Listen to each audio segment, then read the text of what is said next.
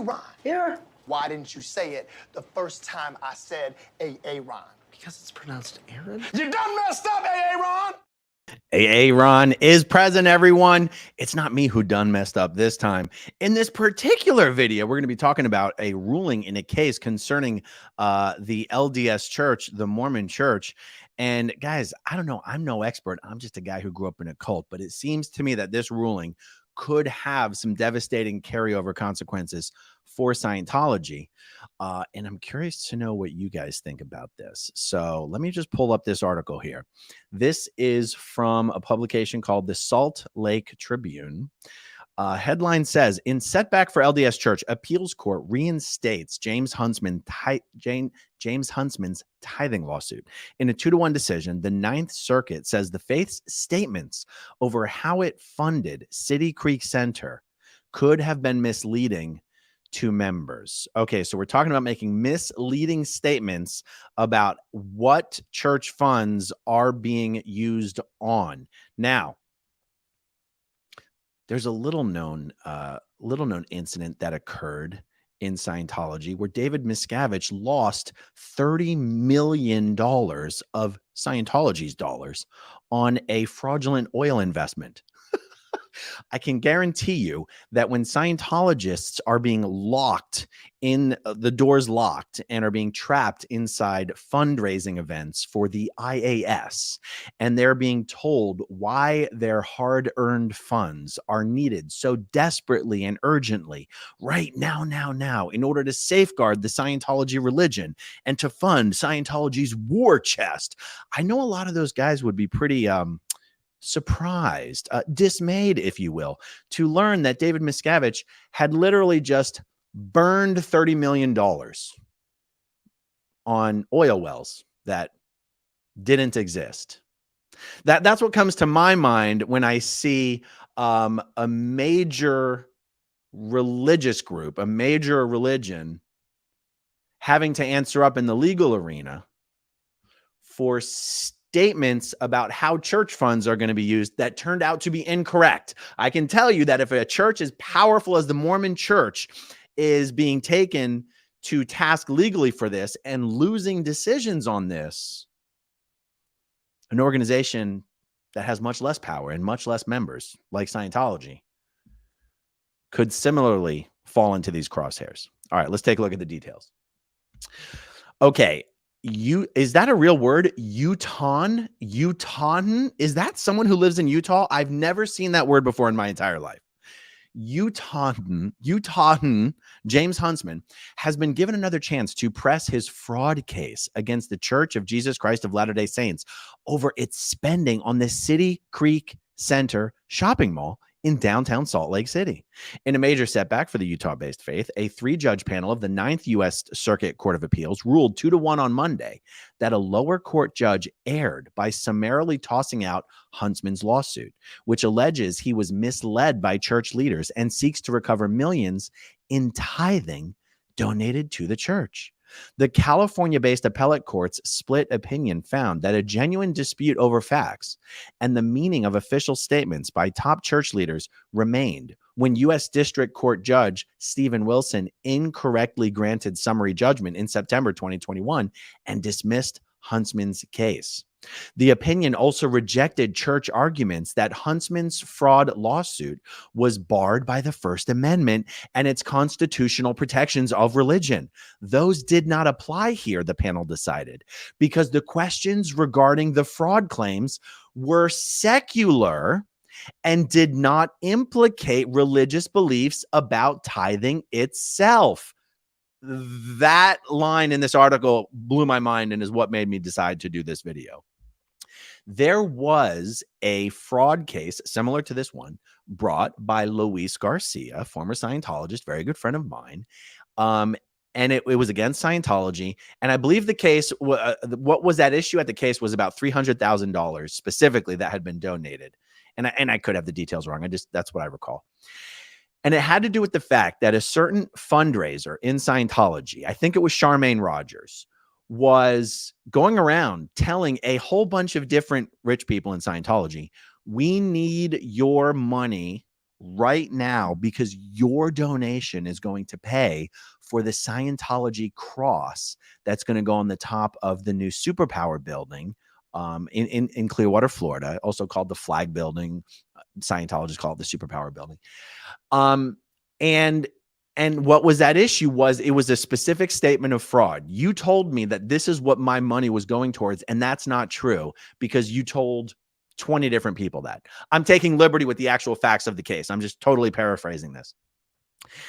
And Scientology's argument was absolutely of that religious protection nature, that you can't get into church business. And so what's incredible here, I'll pull it back up, is that I'm going to read it again.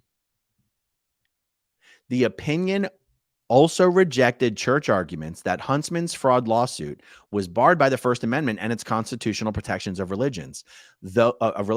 Those did not apply here because the questions regarding the fraud claims were secular and did not implicate religious beliefs about tithing itself. That is language that I think Scientology's attorneys should be very, very concerned about.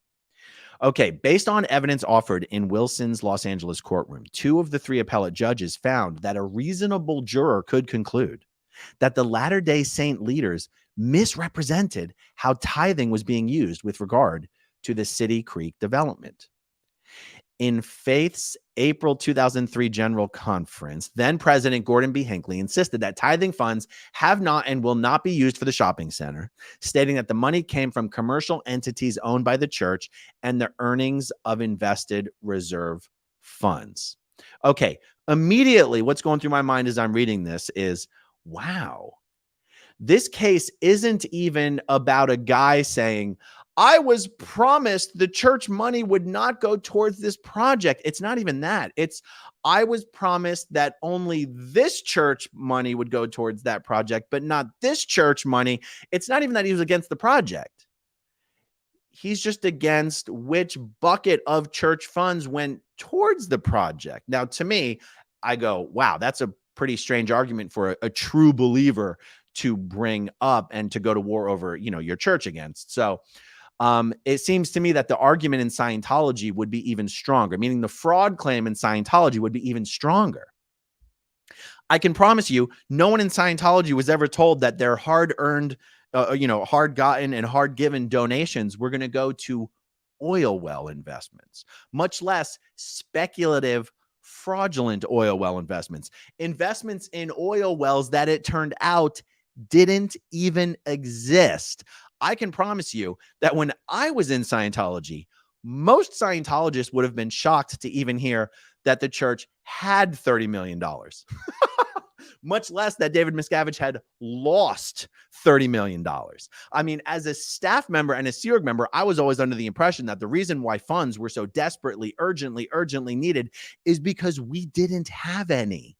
We spent everything as quickly as we made it. When I found out that Scientology actually had as much as $3 billion in the bank, I was shocked, horrified, and furious. You would think that a Scientologist would go, oh my God, we've got so much money in the bank. That's amazing. I'm so proud of us. We're so great. No. The fact that Scientology had that much money in the bank was completely at odds with anything I had ever been told as a Scientology staff member and a Sea Org member.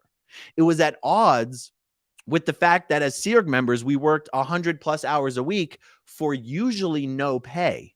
If we were lucky, we got $50 a week as an allowance. It was always my understanding that part of the reason for that is that our free labor was so important. Without our free labor, Scientology would cease to exist. And you go, you had $3 billion in the bank? What? Are you shitting me? So like, in this LDS thing, they're not even arguing about whether church money should go towards something. They're just arguing about which account it should come out of. This is why as I was reading this, I was like, oh my God, a Scientology financial fraud claim would have so much more teeth, at least in my opinion. What do I know, guys? I grew up in a cult. Than what we're reading about in this article. All right, so let's go back to it. Okay, 2 of the 3 judges ruled Monday that Hinckley's statements were not entirely clear and still could have misled Huntsman, a key element in proving fraud. All 3 appellate judges, however, agreed That was not the case with similar accusations Huntsman's made about church spending on a church-owned insurance policy, Salt Lake City-based Beneficial Life, which they did not uphold. Okie dokie. What the ruling does. The split ruling effectively sends the case back to the U.S. District Court for further discovery of evidence and a potential trial. In a brief interview shortly after the opinion was published, James Huntsman said he was very grateful that the court has granted my appeal and called it an amazing victory, especially when you think a year and a half ago we were thrown out of court. We have always believed we should argue these facts in front of a jury. The church noted in a short statement that only part of the case was being sent back to the trial court for further handling. As we have previously stated, there was no fraud. The church did exactly what President Gordon B. Hinckley said when it invested earnings on reserve funds in the City Creek project. The church looks forward to defending these facts in the next phase of the legal process. Gee, that's funny. The Mormon church is under attack, we shall say, by a former member. I assume it's a former member because I don't think you can be a current member and go to war with the church. And wouldn't you know, the Mormon church didn't put out a press release saying what a disgusting, unemployable, bigoted criminal Huntsman was. They didn't say that anyone who's ever been in contact with him is worse for wear. It's almost like Scientology is uniquely horrible in how they discuss former members or how they address the press regarding lawsuits. It's almost like the Mormon church has better PR tech than Scientology, which I guess is a bit more of a joke to the Scientologists out there. Wow. Yes. They have not. The Mormon church did not issue vitriolic, hateful, and derogatory ad hominem attacks against the member who is suing it. Imagine that. Wow. Okay. Quite at odds with what Scientology issued about Leah Remini this week. Okay. Penrod did not address whether the church would appeal Monday's ruling to the full Ninth Circuit. The church's legal argument throughout the case has been that no actual tithing was used in either $1.4 billion of spending on City Creek or $600,000 spent to rescue Beneficial Life, but that instead the church used earnings from invested tithing funds kept in reserve. Interesting. All right, I got to be honest, I'm not terribly interested in the small details of this case. Just that the court was able to rule that this particular complaint, this aspect of the complaint, was not religious in nature. That's what I thought was interesting. I don't really want to read about tithing. A reasonable juror could conclude that President Hinckley intended his audience to understand when he said that no tithing funds would be used to fund the City Creek Mall project, that neither tithing funds principal nor earnings on tithing principal would be used, Fletcher wrote in the court's majority opinion. Okay. A third appellate judge dissented from the findings, saying that statements by Hinckley clearly distinguished between tithing and earnings from investments of the church's reserve funds that were used on City Creek. I'm just absolutely fascinated by the details of this case. I'm just absolutely fascinated that a Mormon would be like, wait a second. Now, you told me church funds were going to be used for this project, but you didn't tell me it was going to be those church funds. I cannot imagine giving a shit about what account the funds came from if I was a true believer. It makes me wonder if it makes me wonder a lot of things about this lawsuit, actually. But it also makes me wonder how in the world Scientology would be able to convince a court that a fraud case had no basis to move forward because of religious protections. And you know what I should do? And I'll do this with my my lawyer friend, Zach. I'm going to go back to the ruling that was made by, and I think it was a federal district court, if I'm not mistaken, in the Garcia lawsuit, the actual ruling that that threw it out. And it was thrown out because this thing never made it to trial.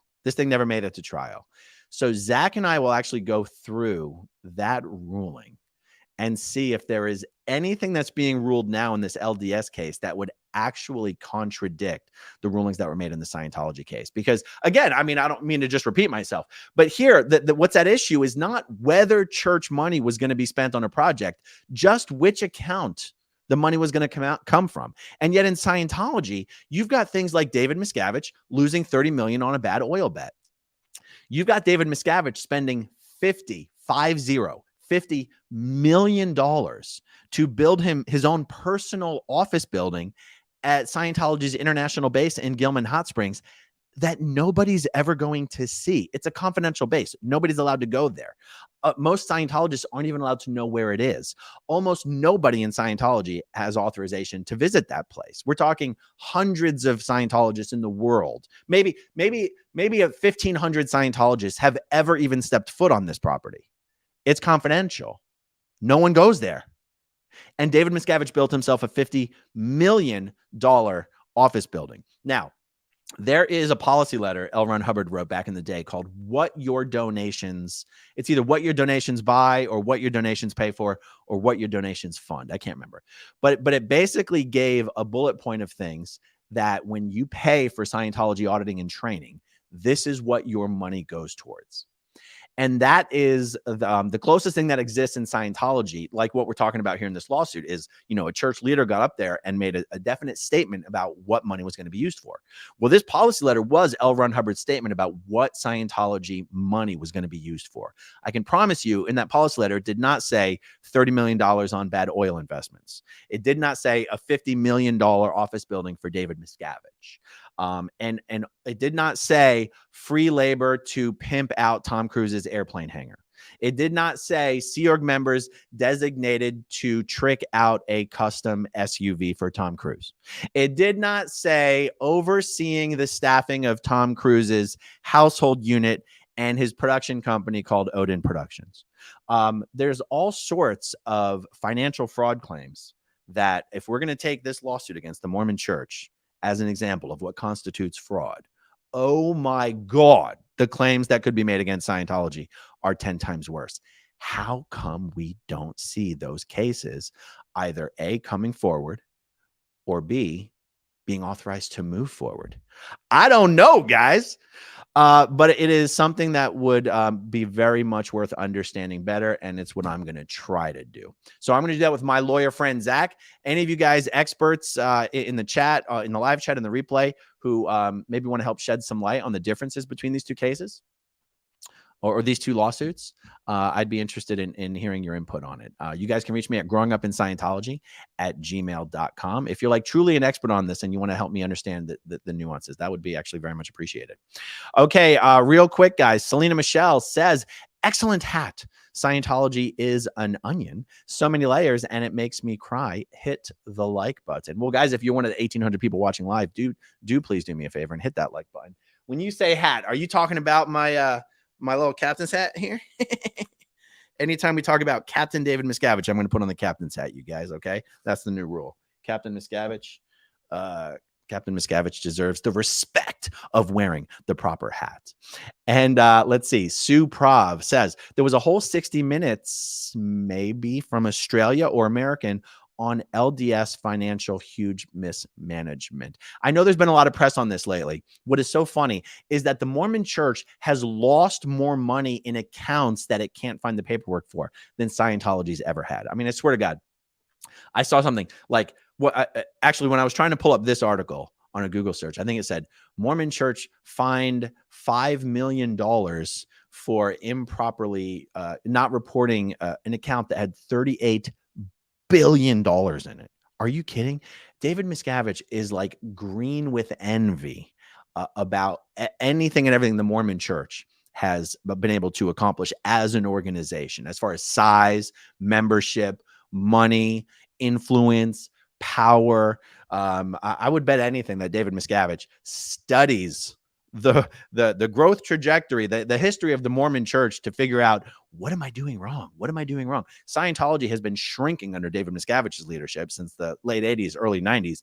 The Mormon Church is, exponential, explosive growth. So I'm sure Miscavige is glad that it's the Mormon Church catching heat in this regard and not him. But I tell you, if an organization as big and as powerful as the Mormon Church can lose decisions in fraud lawsuits like this, Miscavige should be very concerned, in my opinion. Now, there's also a lot more Mormons in the world. I mean, what is there? At least 10 million Mormons, right? Well, guys, there's not more than 30,000 Scientologists. So, and I'm sure a lot of the Mormons themselves are extremely, so there are Mormons or former Mormons who are themselves extremely wealthy and powerful and are perhaps prepared to go to war legally with the organization. Scientology itself only has one actual billionaire. That's Bob Duggan. Grant Cardone's a fake billionaire, so he doesn't even count. And there are a lot of rich Scientologists, but a lot of these guys, a lot of people who seem rich, it's kind of like when what do they call your house put, like, what is it when you have a lot of money and you have a big you have a huge house, a big expensive house, but you have no money because all your money is going to your house. There's a word for that. I feel like that describes a lot of Scientologists. They seem to be wealthy, and yet they've financed their physical manifestation of wealth is, let's say, paid for by Visa, Chase, and MasterCard. And their income is pretty much just servicing the debt. And all it takes is a little drop in the income for the entire house of cards to come crumbling down. So I guess what I'm saying is, because of the relatively small number of Scientologists in the world, there's an even smaller number of former Scientologists who are actually prepared financially or otherwise to go to war legally with Scientology. So that's one reason you're not going to see these fraud lawsuits just, popping up all over the place, even if there's a strong basis to bring them. And it actually is what makes it, Leah Remini's lawsuit that I think was just unveiled last week against David Miscavige and Scientology, not for fraud, but for the fair gaming and harassment and concerted effort to absolutely destroy the lives and the professions of its enemies. It's one of the reasons that her bringing this lawsuit is so important, because there are so few people, so few former Scientologists who would be able to take on such a task. And honestly, even Leah being as high profile and as well known as she is, some people might go, oh, well, it's easy for her to do. Guys, I see it the totally different way. I see her as having so much to lose that I go, no. I feel the exact opposite way. She is putting so much more on the line to take this battle on legally. It is so, I don't know. I'm at a loss for words other than to say so meaningful, so impactful. Really sort of fighting a battle that perhaps only she can fight, because who the hell else would do it? Do you know what I mean? And by the way, speaking of that lawsuit, I'm aiming to do a deeper dive into some of the finer details towards the end of the lawsuit, because Leah has told me, she said, hey, I want to be very, very clear about something, and she said, I'd appreciate it if you could also make sure this is clear in the reporting on this. This is not for me. This is not about me. What I'm trying to get is a decision in this case that prevents, or in this suit, that prevents Scientology from being allowed to fair game anyone ever again. This is not about me being made whole. That's not why I brought this suit. I brought this suit to end fair game once and for all. So I will be doing a deeper dive into that lawsuit, perhaps even later this evening with my lawyer friend Zach. So stay tuned for that, everybody. All right, let's see. I saw something else here. Jermaine Down. Got to be careful when comparing appeals court rulings. Absolutely. I know there's so much nuance, to be understood in this whole legal arena. I could never do it justice. Perhaps if I was actually a trained lawyer, I might be able to navigate it well enough to do it justice. But that's why I bring on other experts, you know what I'm saying? Or other people who are experts. Each circuit sets its own precedent, and they do differ. Absolutely. And the circuit that was dealing with the Luis Garcia lawsuit, totally different than the circuit that's dealing with the this Mormon lawsuit. So yeah, absolutely. Thank you for that, Jermaine. Donna Dwyer. L. Ron Hubbard didn't want donations. Has anyone ever questioned David Miscavige about this? Donna, I mean, you hit the nail right on the head. I mean, in L. Ron Hubbard's policy letter, where he said what your donations by, when he said donations, he just meant paying for courses and paying for auditing. It is totally true. You are totally correct when you say L. Ron Hubbard, not only did he not want people to donate money for nothing, it's actually specifically against L. Ron Hubbard policy. David Miscavige creating the International Association of Scientologists and creating these status levels where, oh, by the way, even before 2004, the highest financial status you could get in Scientology for donating money was called Patron Meritorious, and that was $250,000. There was no award that even existed in Scientology for donating more than $250,000. Since 2004, Miscavige has added so many levels that it's up to 300 million. Now, that specifically is for Bob Duggan and his ex-wife, Trish Duggan. But it went from Patron Meritorious to silver. It was silver meritorious and gold meritorious, and then platinum meritorious. That's right. So David Miscavige released 3 new levels in honor of Tom Cruise, you guys. So Tom Cruise was being honored for having donated $2.5 million. Nobody had ever donated that much before, or at least been acknowledged for doing so. So Miscavige had to create silver meritorious for 500,000, gold meritorious for $1 million, and then platinum meritorious for $2.5 million. And when Tom Cruise was awarded platinum meritorious, he was the only one in all of Scientology who was given that award. The implication was nobody's given more money to Scientology than Tom Cruise. Tom Cruise, since then, that was about 2004, 2005, you guys. Since then, Tom Cruise has never been publicly acknowledged for moving up to any other higher donation statuses. And yet there's like 15 more statuses that David Miscavige created because he had to keep coming up with new trophies to give Bob Duggan. And Tom Cummins is another guy who's donated just an ungodly amount of money. But guys, if you Google Bob Duggan Scientologist, you'll see he made a few billion dollars from his pharmaceutical company. It was called like Pharmacyclics. I always say it wrong. It's Pharmacyclics. I think they created some phenomenally successful cancer drug or something. How thick is the irony that the biggest source of money from Scientology comes from the pharmaceutical industry? You couldn't write it any better than that. You couldn't write it. Bob Duggan made his billions in the pharmaceutical industry, and he is the single largest source of financial donations to Scientology. And then, of course, you have fraudsters and scammers like Grant Cardone and David Gentile, who've donated millions, but not hundreds of millions. All right, I see another one here. Red Tar Meat. For the LDS, 10% tithe is mandatory, and mandatory volunteer hours are required by the Mormon Church. That's interesting. I don't know that that's relevant to the case, but it is interesting. And guys, I do hesitate to wade into commentary that involves other religious groups. This is called growing up in Scientology, not growing up in religion.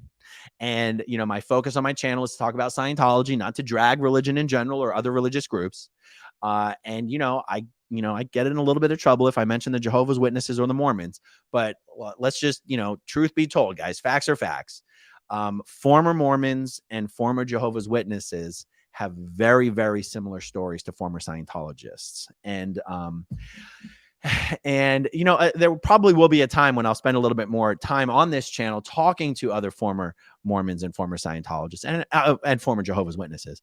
And I know it'll piss off Mormons and Jehovah's Witnesses who are fans of this channel. You guys just have to understand that former members have a specific point of view and experience that is important. And highlighting those stories or examining the similarities between experiences in groups is not it's not a hateful thing. It's not picking on anyone. It's just discussing the truth. Now, I guess Scientology would tell you that all the things us former Scientologists say are lies. I don't know. Maybe Mormons would say the stories from the former Mormons are lies. I don't know, guys. I don't know. But I do recognize. I guess I'm just commenting. Please note, I do try to steer clear of talking about other groups, but sometimes it's just necessary. I think you guys understand that. Let's see. My mind went AWOL 2006. Did you know that Scientology made Greg Locke's list of demonic things to avoid because it'll lead you to hell? I Facebook messaged you a screenshot and a link. For those unaware, he's the pastor of some hate church in Kentucky or Tennessee. Yeah, I was going to say, I don't know who Greg Locke is. So his list probably wouldn't rise to the level of like me doing a video about or something. But I don't remember seeing your message on Facebook, so I must have missed it. So I'll check it out. All right, everyone. That's all I have on this for now. Believe it or not, I still have more to come this evening. So stay tuned. Hit that like button, guys, if you haven't already. Hit that subscribe button if you don't mind. I really appreciate it. And I'll talk to you guys soon. Okay, if you want to see my rock and roll songs, click right on this guitar. And if you want to see a different one of my videos,